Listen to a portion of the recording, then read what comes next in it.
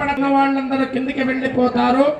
అప్పుడు మీకు క్రమ పద్ధతిగా దర్శనమిస్తామని పాటించాలి అని చేతులెత్తి నమస్కరిస్తూ ఉన్నాం. మంగళసూత్రాన్ని నమస్కరించుకోండి. అందరూ రండి. మాంగళ్యతంతునా అనేనా లోకరక్షణ కొరకు సమర్పణ చేస్తూ ఉన్నాం.